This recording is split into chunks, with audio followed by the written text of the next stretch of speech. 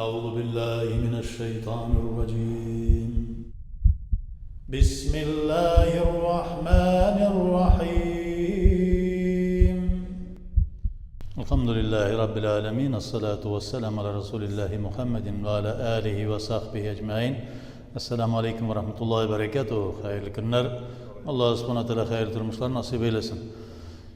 Şimdi bizning ibadet-i İslamiye'nin devam etimiz. Yolda bulsa hazır cemaatinin müdrik hem mesbuk degan bölümünde, yani cemaat namazına vakitinde ülgürüşü hem cemaat namazına vakitine songa kalışı kişiler turunda müdrik hem mesbuk.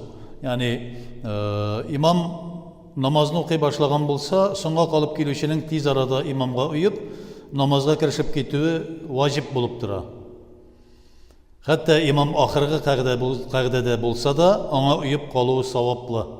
Kelib kirdik esa masalan endi so'nggisin salom aytar vaqt yetgan, so'nggi qag'dada o'tira, onda bo'lsa da Allohu akbar deymizda, kelibizda o'tiramiz. Masalan so'ngga qoldik, jamoat bilan o'qiylar, nindi ravishda bo'lsa da rukuqda ekan Allohu akbar deb rukuqqa ketamiz, sajdada ekan kelibizda Allohu akbar deymizda, sajdaga ketamiz. Qay bir kishilar kutib turalar bosib ko'tarilganini yoki rukuqdan ko'tarilganini yoki boshqa shatiga qo'shilib ketar kutib turalar. Yo'q. Kelding, kirding, bunda endi nindi положение, nindi harakatda esa shul harakatga Allohu akbar desingda qo'shilib ketasan. Kelganda endi niyat qilasan, ilohiy niyat qildim shu namozni o'qirga, uyadim ushbu hozir imomga deb. Ishdan niyatingni qilasan da ko'ngildan ham shundoq yarib da ketasan. Vacip bulup dura. Qo'shilib ketuv vacip. İmam qiyamda qishqirib sura o'qigan vaqtda kelib uygan kishi sanani o'qimay. Ishdan o'qigan vaqtda kelib uygan kishigina o'qiy deb aytilsa, ammo qiyamdan boshqa amal vaqtida uygan kishida sanani o'qimay.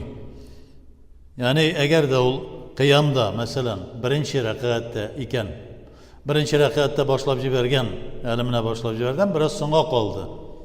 Endi qishqirib o'qiy boshladi. Bu vaqtda kelib sanani o'qib olasin ishdan. Agarda ishdan o'qiy turgan bo'lsa, agarda endi qishqirib o'qiy turgan bo'lsa, sanani o'qib turmaysan. Shulay yarib ketasan, davom etasan. Endi boshqa raqatlarda bo'lsa, masalan, o vaqtda kelib qo'shilasan, sanani o'qimisha, ham endi ondan so'ng turib bosib, birinchi raqatingni qazo qilasan. Ikkinchi, uchinchi raqatda bo'lsa, anısında belgili bo'ladi. Ya'ni imom bir raqatning rukuğunda bo'lgan vaqtda kelib uyib, imom turgancha rukuqqa yelib ulgurgan kishi shul raqatga yetishgan bo'lib sanaladi. Imom rukuqdan turg'ach, qiyamda, sajdada yoki qag'dada vaqtida uygan kishi ul raqatga ulgurgan bo'lib sanalmaydi. Agarda bir kishi kelib ulgurdi ise, masalan Allohu akbar deb rukuqqa ketib boradi. Bu da kelib Allohu akbar deb ishdan rukuqqa ketdi ise, bu birinchi bu raqat to'lisincha bo'ldi, ulgurdi. Agarda endi turayib bitib sajdaga ketib bora turgan vaqtda bo'lsa, bu raqatni qazo qilirga tegish bo'ladi. Qazosi ya'ni oxirdan ondan so'ng o'qirga tegish bo'ladi. Yani şuna göre aytar, imam rukuqdan turg'ach, qiyamda, sajdada yoki qag'dada vaqtida uygan kishi ul raqatga ulgurgan bo'lib sanalmaydi. Shulay 4-inchisi, imamning avvalgi raqatine ulgurgan kishi müdrik deb atala, birinchi raqatine yetishmagan kishi masbuq deb atala. Birinchi raqatga ulgurding ise, eng boshina avvalna ulgurding ise müdrik bo'lding sen. Ahirga endi ulgurding ise, birer raqatning yetishmading ise, ikinchi yoki uchinchisine shulay qo'shilding ise, masalan, u vaqtda sen masbuq bo'lib sanalasan. Masbuq ahirgi qag'dada, ya'ni tashahhudni o'qiy, salovat ham duo o'qimay. Kutib o'tira. Imom ikki tarafga da salom bergancha kutib tek o'tira. Ikkinchi tarafga sol yoqqa salom bergachgina qiyamga turib bosa, sanani o'qiy, a'uzu bismillah ham suralar o'qib, qolgan raqatlarni qazo qiladi. Lekin jamoat namozidan o'tamuning qazoli bo'lsa da raqatlari bu jamoat namozini ulgurgan bo'lib sanaladi. Ya'ni ana aytdik, agarda müdrik ekan u, kelib hali birinchi raqatga rukuqqa ketmaganlar, u vaqtda sanani o'qiy. Lekin endi masbuq bo'ldi esa, ikkinchi yoki rukuqdan turaygandan so'ng kelib ulgurdi ise o vaqtda seneni o'qib turmay oxiridan turib bosib bu raqatning endi qazoga qolgan bo'la oxiridan turib bosib seneni o'qiy a'uzu bismillah fatiha shundan so'ng bir surani qo'sha ham endi shu masbuq kishi tag'in shuni bilirga kerak qay birlari o'ng yoqqa salom bera boshlagach yo'q turib bosib o'qiy boshlar yo'q bizda sunnat salom ikki yoqqa farzig'inaning bir yoqqa salom beruv bir yoqqa ya'ni ikkinchisi sunnat bo'lib sanaladi sol yoqqa lekin biz sunnatni o'taymiz chunki muhammad sallallohu alayhi vasallamning sunnati bo'yicha boramiz biz ahli sunna val jamoat payg'ambarimiz sallallohu alayhi vasallamning sunnatini biz yerib boramiz agarda yermaymiz ekan uning shafoatidan mahrum u shafoat qilmayishaq mening sunnatim bilan yashamadilar deb shunga ko'ra ikkinchi yoqqa sol yoqqagina aytgandan so'ng assalomu alaykum va rahmatulloh deb turib bosib davom etamiz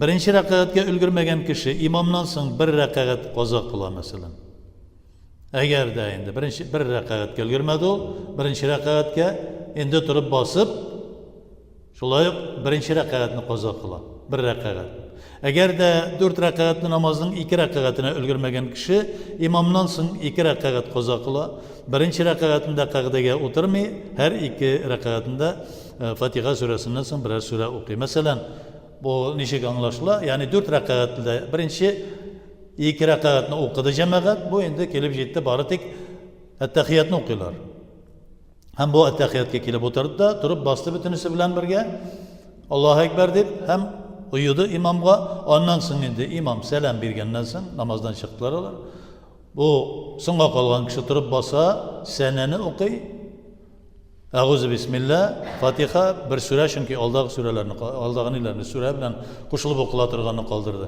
bir sura o'qiy ondan so'ng rukuga keta ondan so'ng turib bossa ikki raqatda masalan shulay turib bosib o'qiy ya'ni 2 raqat orasida qag'daga o'tirib turmay ne ishini aytilar bu chunki 3 raqatlar kelganda boshqacharoq 4 raqatli namozning 3 raqatini ulgurmishi so'nggisinog'ini ulgurib jamoatga kelib qo'shilgan kishi imomga uyib onun bilan birga so'nggi raqatni o'qidi bir raqatini ulgurdi lekin 4 raqatli namoz 3 raqatini ulgurmadi qag'daga o'tirg'ach tashahhudni ya'ni attahiyatning birinchi ulushini o'qiy salovatni o'qimay ondan so'ng endi imom sol tarafına salom bera boshlagandan so'ng u kishi salom bermishi oyoq ura turib bossa ham qolgan 3 raqat namozning yolg'izgina o'quvini davom etadi turib bosqach birinchi raqatida sana duosin Fatiha surasini ham ondan so'ng bir sura o'qiydi shuni rukuga keta sajdaga keta ham o'tirib qag'dada attahiyatni o'qiydi haligina attahiyatni o'qidi birinchi bir raqatda lekin bundan so'ng tag'in bir attahiyat o'qiy chunki birinchi 2 raqat bo'lib sanaldi bu 4 raqatda ondan so'ng qolgan 2 raqatini tutashdan o'qib bitiradi ondan so'ng endi qag'daga o'tirib tashahhud salovat duo o'qiy ham salom berib namozini tamomlaydi imomdan so'ng yolg'izi o'qib davom etgan birinchi 2 raqatida al fatiha surasidan so'ng biror sura o'qiy so'nggi raqatida fatiha surasini o'qiy qolganlarini o'qimay chunki u birinchi 2 raqatini ulgurmadi shulay 3 raqatini 4 raqatlining 3 raqatini ulgurmadi ol ana birinchi imom bilan o'qidi so'nggi raqatni shundan so'ng turib bosib bir sura qo'shib o'qidi fatihadan so'ng tag'in turib bosib tag'in shulay qag'dadan turib bosib tag'in bir fatihadan so'ng sura qo'shdi ham ondan so'ng endi so'nggi 4 raqati surasiz raqat qolgan edi 3-si masalan onsida endi fatihadan so'ng o'qimishi shulay edi oqshom kibik 3 raqatli namozning oxirgi raqatinagina ulgurgan kishi imomdan so'ng o'qigan vaqtda yolg'izgina qolib o'qigan vaqtda 2 raqatning har ikkisida da qag'daga o'tiradi har 2 raqatida da fatiha surasidan so'ng biror sura o'qiy masalan 3 raqat namozga keldida oqshom namozi 3-sinagina ulgurdi 3-sida oqshom namozining fatiha surasidan so'ng alham surasidan so'ng sura qo'shilmaydi bunsin o'qidi hozir endi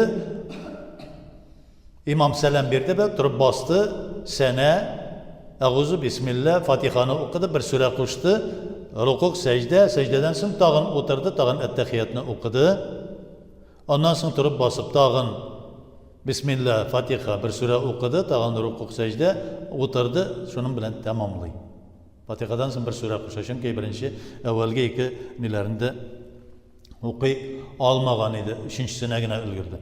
Һәм инде имамның һичбер рәкъәтенә өлгермичә, намазның ахырына гына уеп калган кеше, имамнан соң намазын ялгыз укыган кеше кебек укый башлый. Мәсәлән, ул ең соңгы әйтик, мәсәлән, кайбер кешеләр килә дә, көтеп тора, сәлам биргәнне басып көтеп тора. Бу дөрес түгел, чөнки кушылу ваҗиб.